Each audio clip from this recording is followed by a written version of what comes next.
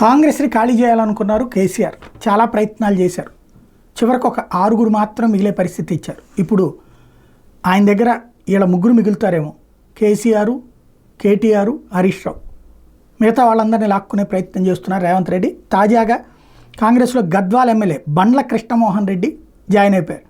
వాస్తవంగా అక్కడ సరిత తిరుపతయ్యకి నచ్చజెప్పాల్సి వచ్చింది. వాళ్ళిద్దరికీ కూడా ఈయనతో థ్రెట్ కాబట్టి వాళ్ళిద్దరిని నచ్చజెప్పి ఒప్పించి ఇప్పుడు ఒక్కొక్కరిని చేర్చుకొస్తున్నారు. తాజాగా రేవంత్ రెడ్డి మెయిన్ ఏంటంటే తనకి పూర్తి బలం కావాలి. ఇప్పుడు కొత్తగా వచ్చే వాళ్ళందరూ రేవంత్ రెడ్డినే నమ్ముకుంటారు. అంతకుముందు ఉన్నటువంటి వాళ్ళల్లో రేవంత్ మనుషులు ఒక 25% ఉంటే ఎమ్మెల్యేలో, మిగతా వాళ్ళు అవతల పక్కన ఉన్నారు. తేడా వచ్చిందంటే ప్రాబ్లం. ఇప్పుడు ఇలాగ బీఆర్ఎస్ నుంచి వచ్చిన వాళ్ళందరూ కూడా ఖచ్చితంగా రేవంత్ వెనకాలే ఉంటారు.